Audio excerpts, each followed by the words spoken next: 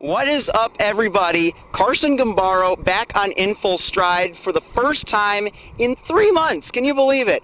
Yes, I left you guys off last episode, not really knowing who guest 6 was going to be, but after much deliberation, we got our guy, Collin Gilstrap. Thanks for coming on, man. Thank you. So I caught you on your spring break home from Stony Brook. How's everything been with you, dude?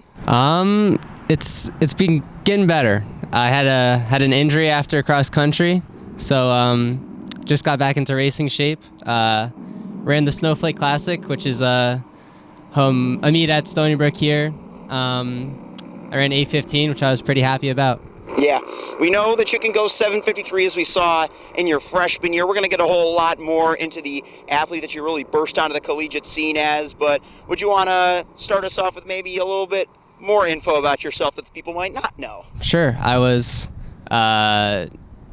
3-time Federation champion at high school, 2-time public high school champion.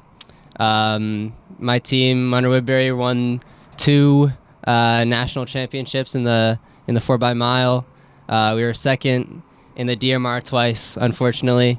In college, I ran 4 minutes in the mile indoors, and then I ran 3:41 outdoors, and I won my conference championship. Yeah, you got 2 conference titles under your belt. You got one for the IC4A, one for the CAA, but either way, you did so much damage your freshman year. But as you said, it's kind of that weird point of your career, right, where you're coming back from injury, but it's not something you've not experienced before, so it's sort of something that you were prepared for, I'd like to say. Right. Last time I was on the podcast, I was coming back from injury, so I won't hold it against you for only interviewing me when I'm injured, but yeah, I mean, availability is the best ability, of course. Like being hurt is the worst thing in any athlete, and especially a runner can experience, and especially for me coming off such a great freshman year where I was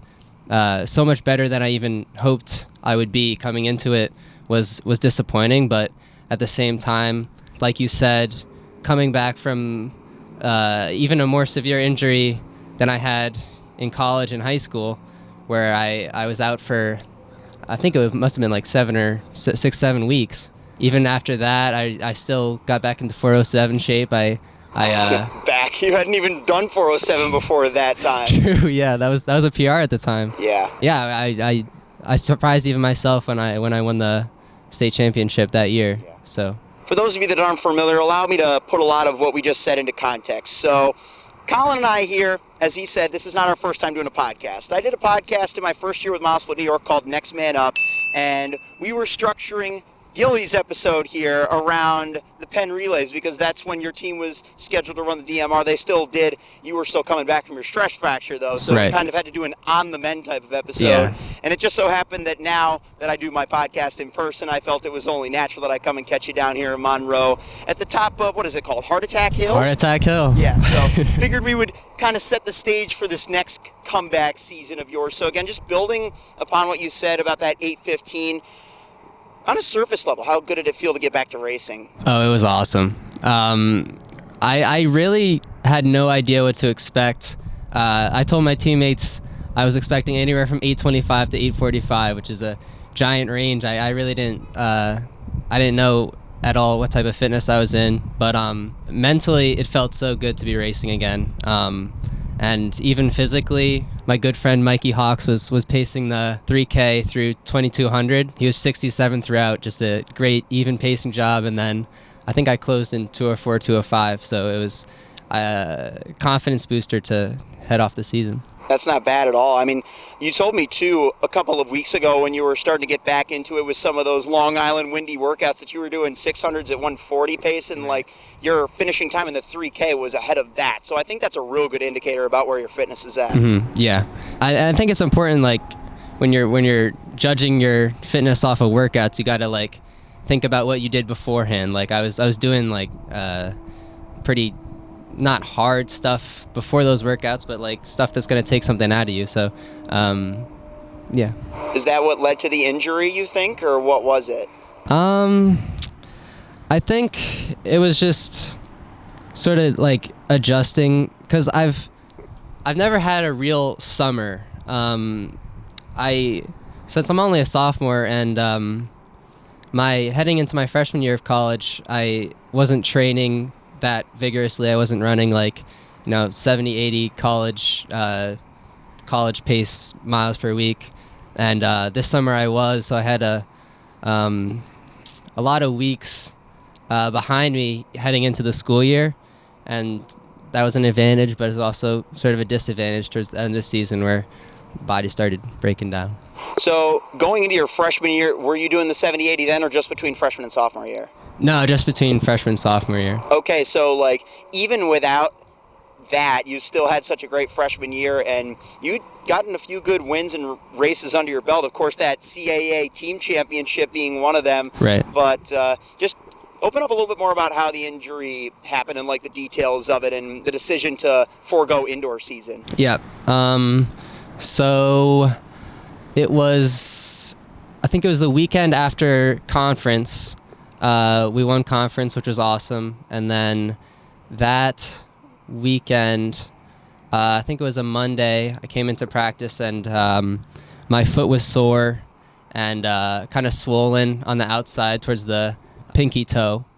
And I got held out 2-3 days. We got the MRI, and I had a super minor stress reaction in my third metatarsal. So that was really disappointing. I really didn't think it was going to be anything severe, and just maybe it was going to be my shoes were too tight and something like that. And then recovering from that, I really didn't have that much pain in it at all. So it was kind of hard mentally to get into the hurt mindset, kind of when I had the bad injury my high school year, that hurt. That definitely hurt. And but this one didn't hurt so bad. So it was kind of hard to remind yourself that you are hurt and stuff like that. It speaks volumes, though, to the patience that you had to summon in order to adopt that mindset. I'm going to show you guys a quick picture. Of course, we can talk about Collin as an IC4A 3K champion, a CAA 1500-meter champion. He's still got that title to defend. But if there is a picture based on what we've seen happening on the distance scene of the NCAA that encapsulates the level that this guy got to his freshman year, I think this photo will do the justice. Two of those guys, to this man's right, are NCAA champions now. You got Wes Porter, who led off the DMR for UVA, and Ethan Strand, who not only won the 3K title, but broke the collegiate records in the mile and the 3K. Yeah. These are guys that months ago you were racing alongside, and you had to watch from the sidelines as they were winning NCAA championships and setting collegiate records. How hard was that for you? Yeah, and even past that, I mean, Gary Martin, there was Parvej Khan was in that race. The photo was from the prelims, so we didn't get to see those guys in it. But again, these were guys that you were alongside just months ago. Yeah, it was definitely hard. I mean, I definitely look at the NCAA, national rankings, and I see names that I'm familiar with, people that I've run with before, and people that are with the freshman year, running, 355, 354, things that I know, I'm capable of. But unfortunately, injury is part of the sport, and I guess it does give me a little bit of confidence that when I come back, in full shape, I'll be with those guys again, because the talent never goes away. Mm-hmm. And that's something you got to remind yourself of, especially when you're hurt. Was that something you sort of learned about yourself after having come back from that first injury that you mentioned in high school? Yeah, for sure. I mean, going into that outdoor season of high school, the buildup was not great. I wasn't really running anywhere near to competitive mileage or workouts or anything like that, but I've done that before. My body has done that before, so it was a lot easier to get back to that mark and even exceed it. As you said, I never ran 4:07 in the mile, and I did that outdoor season. Yeah, and the DMR at the tail end of it. So even with limited time, you could still really get yourself to peak fitness quite quickly. And I think that raises another important question, because a lot of guys that, let's say, ran some of those really fast times would do so off of their cross-country fitness. For example, that double 3K record, technically quadruple 3K record if you consider Yassine Abdallah and Gary Martin in that Boston University opener race. But a lot of those guys would essentially achieve those marks without having done a lot of speed work. And is that sort of the phase that you're in right now, just more so focusing on building that strength versus the speed, which will come more towards championships? Yeah. Right now, we're getting a little bit into the speed, but especially like when I was building back up, we were doing pickups, tempo work, a lot of that stuff. And that's the type of stuff you do in cross country. You really have to lay the groundwork for a good track season. What is the hardest or most intense type of workout that you'd say you've done since getting hurt most recently? For me, I've kind of had a weird career sort of progression where like in middle school and the beginning of high school, I thought my strength was the best part of my running ability, and then towards like the end of high school, beginning of college, it's now been my speed. So when I got hurt, it was definitely the strength that was lacking, which is harder for me to build up, I think. When did you first realize that you could add that closing speed to your arsenal as a distance runner? Like back in high school? In general, really. Because I feel like there's a bit of levels to it, while you have a chance to think about that. Because if you think about where you were in high school, right, the indoor 3,200 meters that you won at States, I mean, not to say that it was a completely all-out time trial race, but I mean, it was a pretty fast race. You came through sub-9, which is not so common these days at the New York State Championship level. Outdoors, it was rainy, 9:04. I mean, I think the first mile even too was 3 seconds slower than it was in indoors. So I think that just illustrates the versatility that you built up. When was it that you first realized that you could function in all those different types of races? I think it was probably that indoor senior year season I had. We were running the 4x8 a lot at the end of meets, and I was running 153, 152 at the end of those meets. And then especially that 1K I ran, where I ran 227 at the Armory, and then I kind of looked up the clock. I was only going for the school record there. I think it was like 230.5. Yeah. And then that time really surprised me and gave me a lot of confidence that I can do the speed stuff. Yeah. I remember you told me at the Armory after you won the 4x-mile championship when I was on site doing mile split interviews that you came from that strictly 2-miler who quote unquote couldn't kick at all, and now like you're eventually out kicking the entire nation in one of the biggest championship relay events that there is. But like I said before, there's levels to it, because it's one thing to do that at high school. You split a 4:12 on your first national title relay. Yep. And in just your second collegiate mile, you got down to 4 flat. And like you've already indicated, that there's more left in that tank. Right. So just how shocking was it to you to see you take that pace up to a whole nother level? It was, I couldn't even begin to think that I would reach 4 flat like my freshman year. I remember going through, it was probably like, it wasn't too fast. It was probably like 202, 203. It was definitely not a positive split. That's all I could say there from what I remember. But when I went through in that, I felt so fine. I mean, I didn't feel tarnished at all. And, I think I broke 2 for the first time junior year indoors. So, I mean, we're really only less than 2 years from me breaking 2 for the first time, and now I was going through miles in 2 minutes, sub 2 minutes, just feeling really comfortable. Yeah, and even if we talk about the 3K, which just a few weeks later you ran in that 7:53 to win indoor IC4As, I found a striking comparison about that race to your indoor 3,200 meters that you ran at state quals. That was your PR, 8:57, I think it was, 39. Yep. But if you convert the time that you ran in your 3K at college, right, 7:53, to a 3,200 meter race, that converts to an 8:27, which was basically a lap ahead of where you were at the Bell in your fastest full 2-mile race. Well, not full 2 miles, but you get the point. Right. You would have lapped yourself within a span of 1 year, let alone right. running that twice the distance pace 2 years. Yeah, that was, I remember doing the same calculation you must have done and seeing 8:27. I mean, 30 seconds in less than a year is remarkable. And I think in that race, to speak on the previous question, I think I closed in 4:06, which would have been my high school PR for the mile. Yeah, in the championship race, right? Right. So again, I think that speaks volumes not only to how your speed is increased, but the strength as well. Like, you can execute these tactics now that you're finding out how much you have in store at paces that you would have never even deemed possible as a high schooler. Mm-hmm. So, moving forward from here, obviously, with the vast amounts of improvements that you've made in such short amounts of time, you've got to think that, or you've got to have that mentality, right, that there's more in the tank. How have you found those improvements in the past? I think I could credit like the big improvement coming to college with the time that we kind of spend in the around the running sort of world. Like you can really dedicate a lot of time in college, not necessarily running. Obviously we do run a lot more, but the recovery aspect of it as well, like stretching, rolling out, just the boots, ice tubs.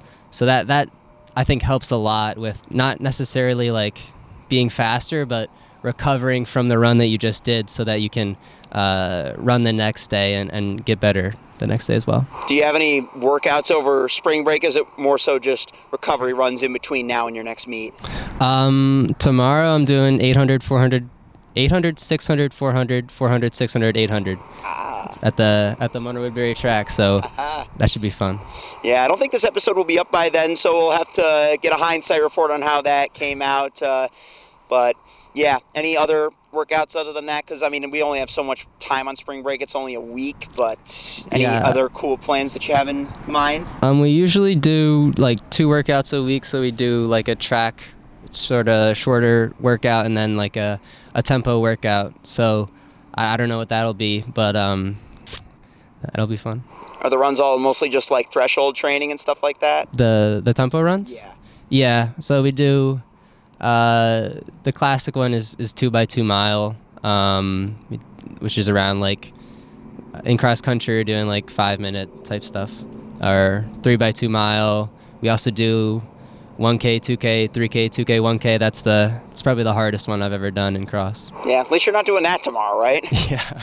I think another challenge for you though, right, is because the 8:15 is really the biggest thing that you have to really go off right now that's on paper. Mm-hmm. Are there going to be any races that you're going to have a time goal for this outdoor season? I mean, I do want to qualify for regionals, which would probably be like around a 3:41, but no, not necessarily. Like I just want to race, be competitive, and as you said, like I have a conference title to defend, so hopefully that race goes well. Yeah, I don't think that was not your 3:41 race. That was the Raleigh Relays, which is in a couple of weeks, and I think you told me before this that you're not going to be going back to Raleigh for that. So no, not this year. Just more so taking it easy, right? Right. I think we going to Colonial. I don't know the exact plan, but probably Virginia, Providence. Those are meets that are upcoming that might go to. Colonial's at William and Mary, right? I believe so. Yeah, so definitely a good preview of things to come there.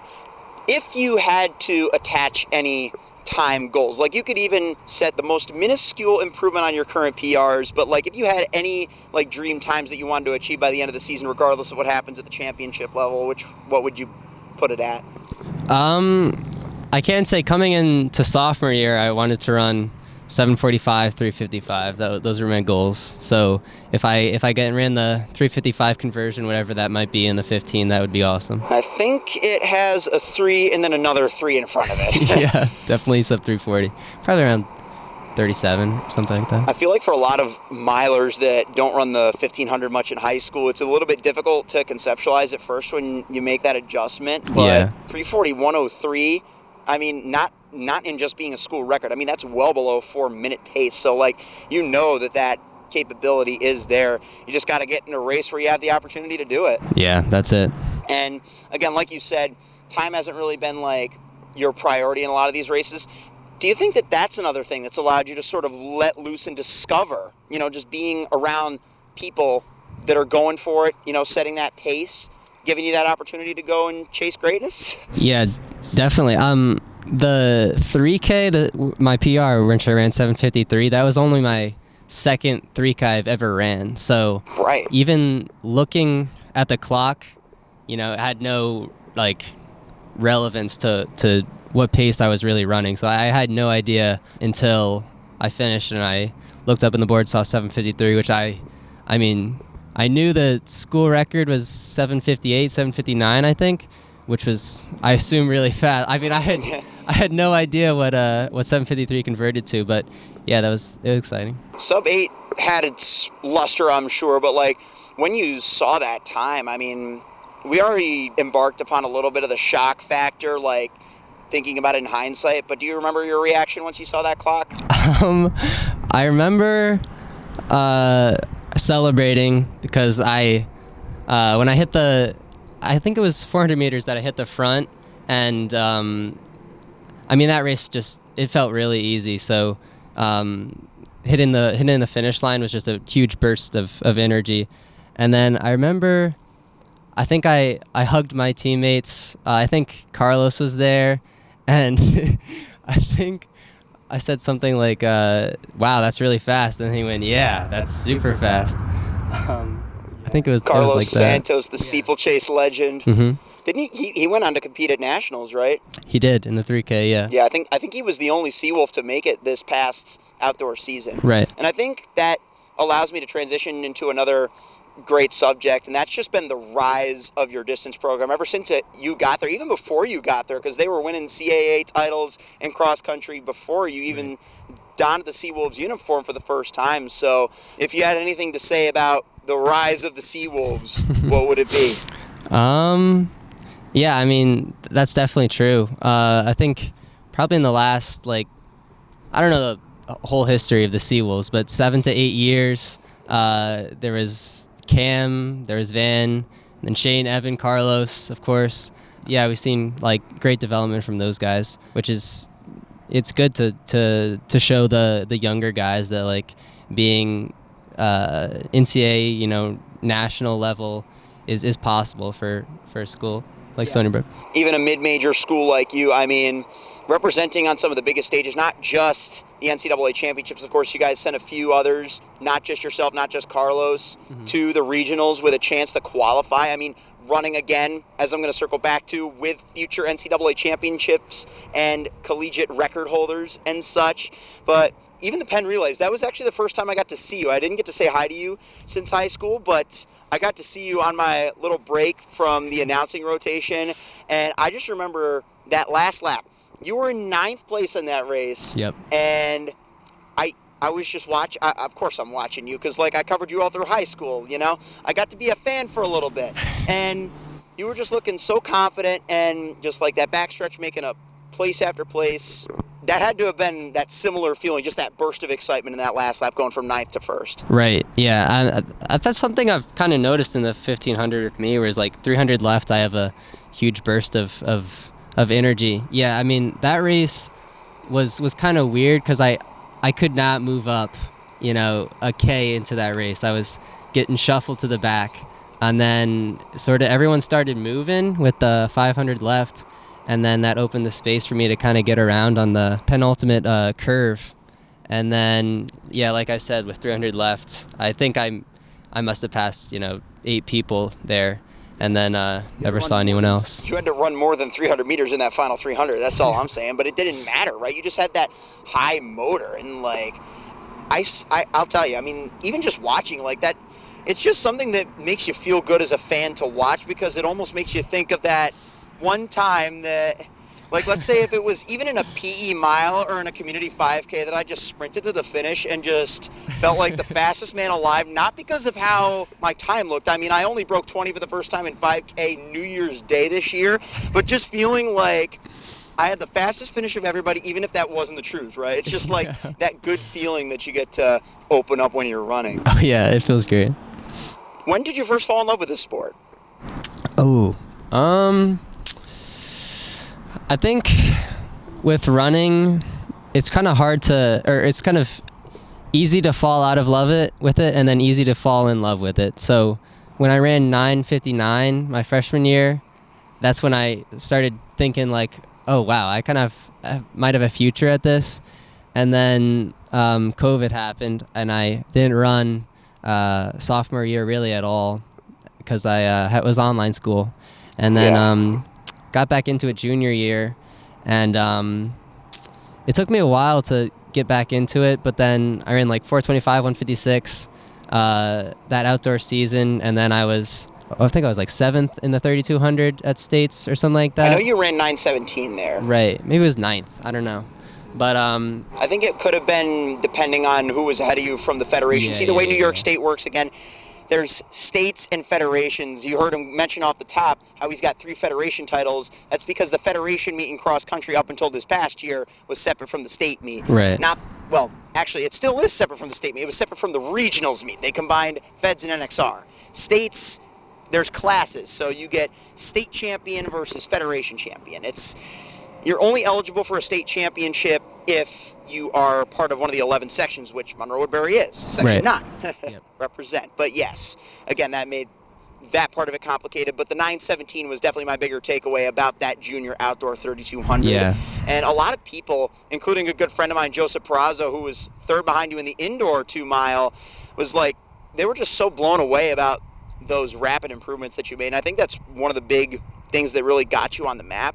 But, talking back to Stony Brook, I think when we talked about this in our first podcast, you mentioned it was mainly speaking to you from a scholarly perspective, right? It's got a great medical program. Isn't that what you're going for? Right, yep. Health science. I want to be a physical therapist when I grow up right now, so... Yeah, but the running program too, right? Even if you know you have the tools to do it, being a Division I runner isn't easy. It isn't something that you can just look at and take like it's a walk in the park. So, what was it about Stony Brook that made that difference for you to know that you could have a home both on and off the track and trails? Yeah, it's being a D1 runner is kind of it's a little bit difficult, but it's something I really love right now.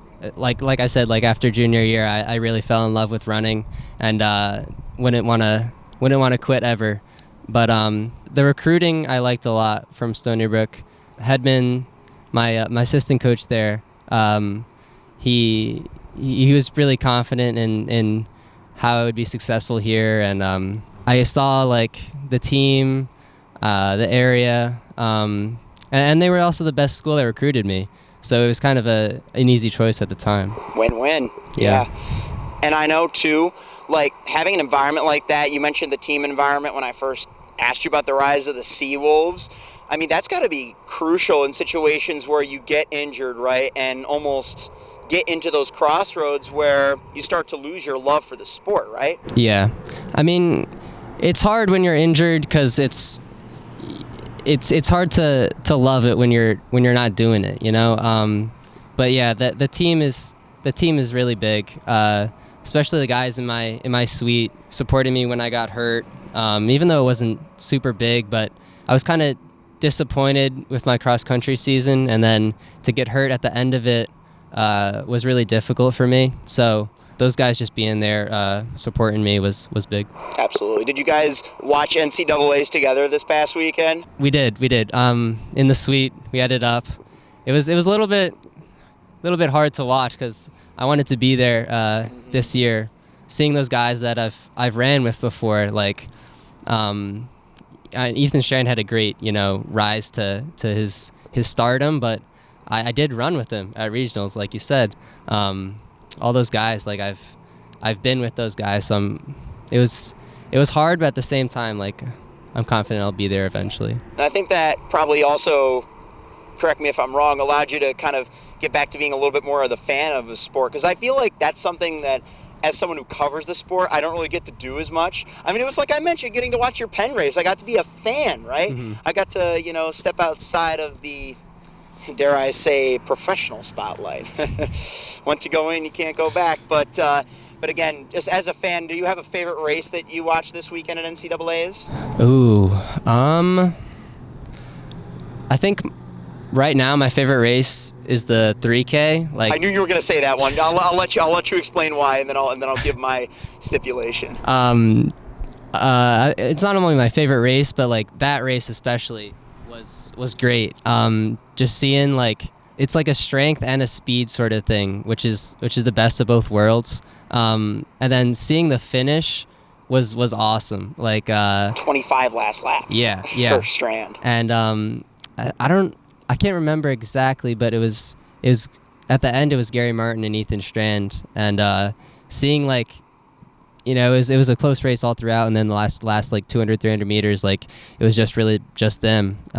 So I like races that kind of structure out like that, where it's an honest pace, but then at the last sort of K or so, it starts heating up. What I found so interesting about that race, I mean, it's not something that doesn't happen. I mean, it happens quite often in a lot of scenarios at a lot of big meets, but let's not forget what happened to the DMR literally the night before. Carolina and Strand, they got second, and he felt like he almost let his team down. Those were his words in the post-race interviews. Mm-hmm. Did that almost remind you, not to suggest that you let your team down at all, because you ran both your fastest indoor and outdoor high school miles in your DMRs at Nationals, but did that almost remind you of that disappointment and fuel to get back and get that win the next day? Yeah, it did. I guess I could relate to Ethan there. Those were definitely hard losses to have, and that outdoor DMR, that was my last race as a Crusader.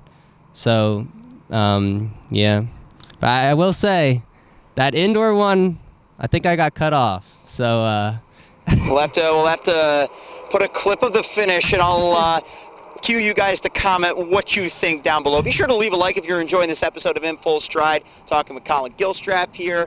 Enjoying spring break. I got to ask you, because we're kind of winding down here. We've covered a lot of ground. We're going to cover some more, but if you could pick one place to go for your spring break, just as a nice leisurely spot, where would you go?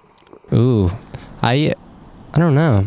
I went to Austria this past summer, which was pretty awesome. Especially the trails there around Salzburg. That was really beautiful. Maybe there. I haven't been too much outside of the New York area or even the United States. That was my only time overseas, so I don't know.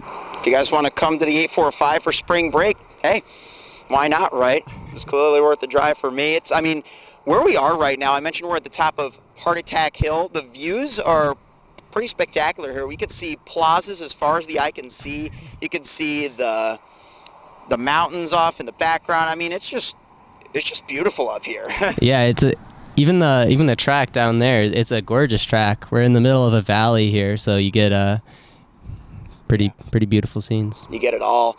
And, spring break, of course, we mentioned that, you got your workouts, but you've also got some of your former teammates home. Are you going to try and hang out with some of them this week? Yeah, probably. Even guys still on the high school team. Oh, nice. I was talking to Will yesterday.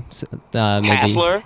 Yeah, Hassler. I remember him, yeah. Might organize a long run. So, yeah. Fun. Speaking of high school teammates, I talked about the FOMO factor, right? Like watching all these guys that you raced. Another guy that you raced in the same uniform as in high school, Collin Catherwood. I mean, he's dropping his times like crazy. He's like 5 seconds away from sub-4 in the mile now. I mean, he's been climbing to the top 10 of the UMass ranks. Got to give him 805 as well. Yeah. 805, that's right. It's 405 and 805. That's such a nice parallel. Mm-hmm. Yeah, he's doing great. Hats off to that guy. Having a great season. So, yeah. And his teammate, I was right, but it's his younger brother, Gavin. He's coming to Stony Brook next year. So I think, again, just going back to the almost magnetism that your program has built over the past few years, not just getting top guys like you, but even other great guys from your school that have contributed to some recent success. So did you happen to host Gavin on a visit or anything, or were you just in touch with him and just like using that persuasive power to pull him back to you? No, I was on Gavin's visit. I think I was his host. I don't quite remember.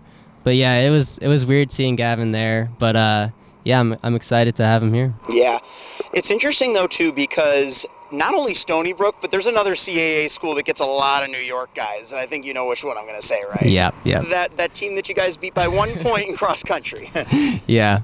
I think they got it was a Saratoga guy. It was Owen pretty much Blaisdell, everyone yeah. from Section 2 went there this year. And Brady Daniluk, the 800 champ from outdoors Right. from Newburgh, he's going there as well. Right. Not to mention the 600 runner-up this past indoor season, James Chaccio. So, there's a lot of guys that are almost going to be feeding into the future of that rivalry that was decided by a single point at the cross-country conference championships. Yeah.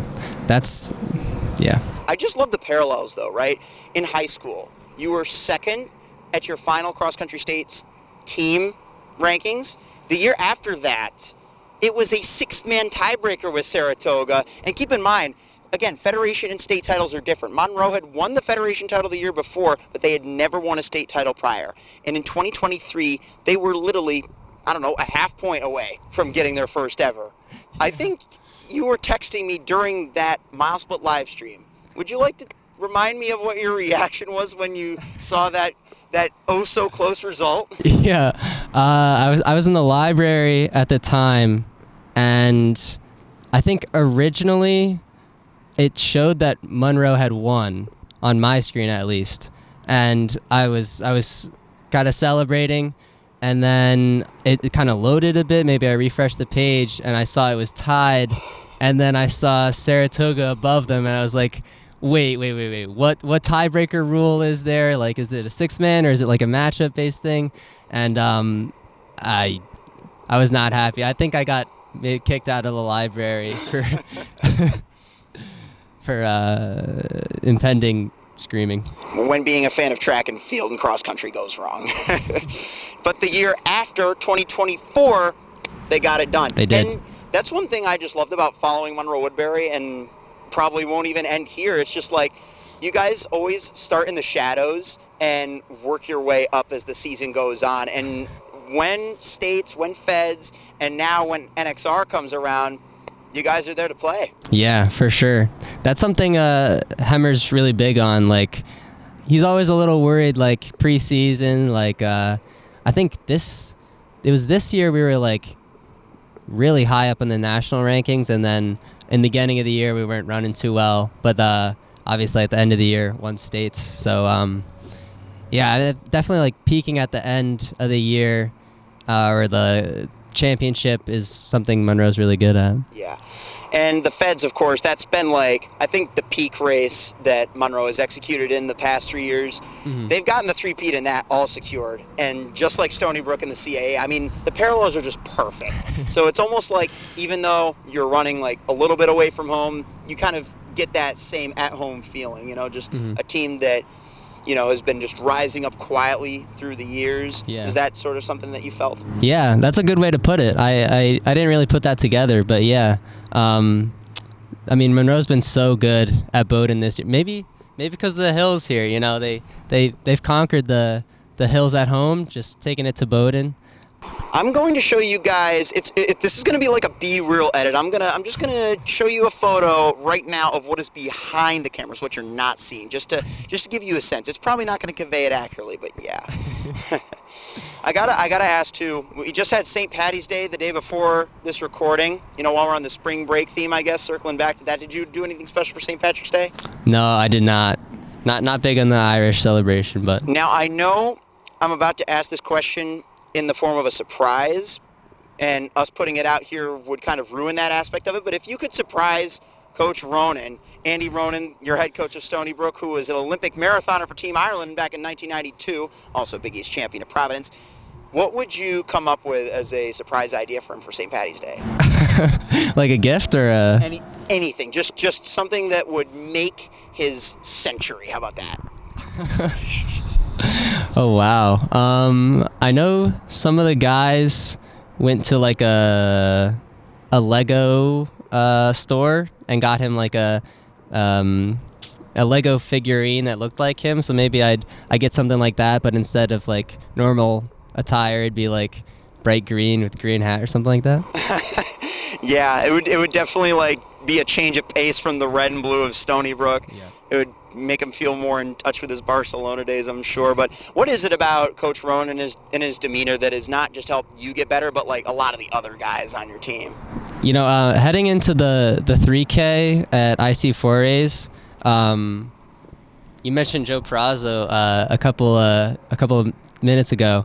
I ran this workout. I think it wasn't something too big, and one of my teammates, Mahmood, was in contact with Joe at the time, and he talked about my workout, and Joe was like surprised about how little volume it was. So maybe that sort of like lesser workouts, heading into a big championship race like that. So I think that's crucial too, because considering your situation, again, you're still, would you say you're 100% right now, or what percentage if you had to estimate you'd be at right now? Of like fitness wise? Yeah. It's hard to say, because I really did feel very comfortable in my 8:15. So, Right. I mean, maybe 90, 85%, something like that. Again, in that rough ballpark, I feel like that's where the less is more can kind of benefit you. Wouldn't you agree? Yeah, I agree with that. So, yeah, just using that, I think it almost puts you in that position where even if, let's say, something catastrophic happens, not that your particular injury was to that degree, but it almost allows you to get back smoothly and at your own pace. Again, that's like such a crucial thing for your situation, I feel like, because of just all that's happened, because of like how fast distance running is. And you can sit back, of course I'm saying this as someone who's not even part of the equation, but you can sit back and look at these guys that you were right alongside in less than a year ago and just see how much further they've come. And like, I'm sure at several points you were thinking to yourself, I want that to be me right here, right now. Yeah. So just having that, taking things at your own pace, that personalization, that's definitely got to be a big thing. Yeah, I think there's definitely something to be said there. Like, I know my first workout back, I did like 3 by mile, like 5:30 pace, and obviously not like a hard workout, but like I don't think you need to be lying on the ground after every workout to get like benefits from it, to get like adaptations to your body. So that's something that like I think Andy's pretty good at. I've yet to do a Coach Andy Ronan workout, but I feel like that's sort of something that I've been trying to apply to my own workouts. I mean, I'm only a week back into actual track workouts, and I've only done like 2 or 3, but I feel like in my return, I'm learning to expect less of myself and just be more generous. And so far, I'm like feeling oddly good for this time of year. Like, I don't know why, because I didn't really run much after New Year's when I ran my 5K personal best in a community race. I don't even train for 5Ks. I train for sprints. And yet, for some reason, my endurance is just feeling like really solid. So what you got to do about that, just don't question it and just go with it. Have you had any moments like that where you are like questioning how you're in better fitness than something else may suggest? Oh yeah, all the time. I think my races are just infinitely better than my workouts. So I mean, that's definitely something I think about. Like, how am I, just gasping for air on this workout, and I'm supposed to run with no rest, like 2 seconds faster per lap.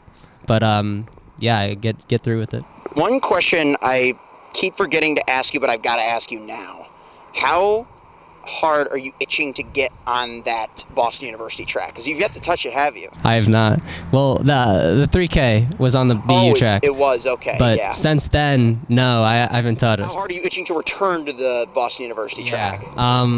That track felt insane. I did not feel tired, like, at all. So getting back on that track would be big. A lot of people will say that the track almost does the work for you. Do you have anything different to say? No, I mean, that's accurate. When I started wearing dragonflies, like, it just kind of felt like that. Like, it just kind of, your feet feel like they're in like a hamster wheel kind of, and he just pushes you forward, and you don't have to think about it. It's just, you just go. Oh boy, we're going to have some enraged people in the comments now that he mentioned the dragonflies. I feel like that's one of the big points of contention with today's state of track and field. Yes, I said it, it's faster than ever, but a lot of people will attribute that to the super tracks, the super shoes. But you're lucky to have been part of a program that's played host to a guy who showed it was possible to run fast times before all that.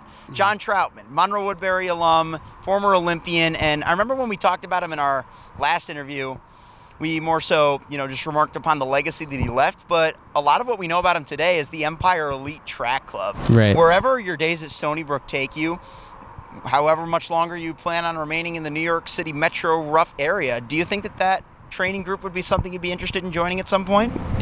Possibly, definitely. I know that I want to run in the future at whatever capacity I can. If that ends up being a professional runner, then that's what I would want to do. So, having John at Empire Elite, that could be something I could be able to do in the future. I just love a lot of the stories that have come out of that track club and performance group, though. You consider Eric Holt finally getting his pro deal this past year.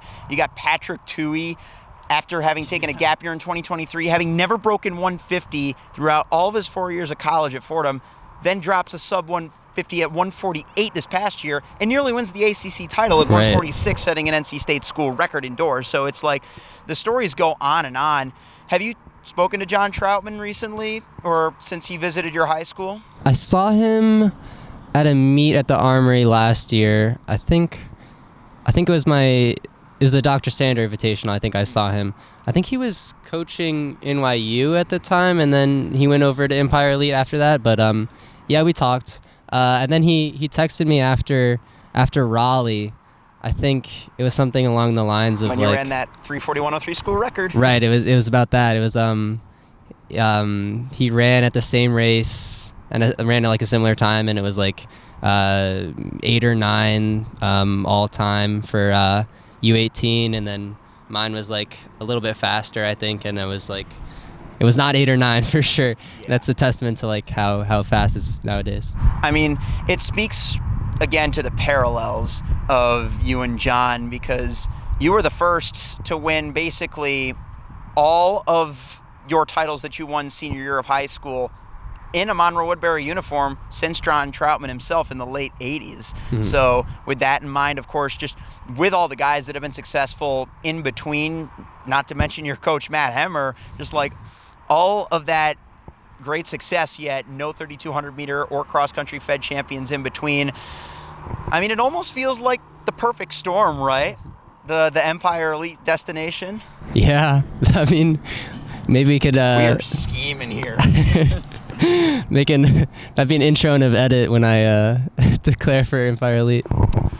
I like that when mentality. That's a lot better than the if mentality. But like, how cool would that story be? Because I mean, you got to have some aspirations too in the medical field, considering that's where you're going for as a student in college, right? Mm-hmm. Do you have any particular goals for a career then? Not really. I mean, I don't think I'm like firmly set on being a physical therapist right now, but I mean, that's just sort of like an avenue where I see myself. Yeah, I think that's a good mentality to carry, because as we know, venturing to be a professional runner is never a certainty. So always having something else that you can do and be well at while continuing to pursue your hopes and dreams is important. What would you say really told you that you wanted to be a pro runner like you do now? When I ran the 7:53, and then I kind of, when you run a big PR, you're looking to see, how that stacks up against past people.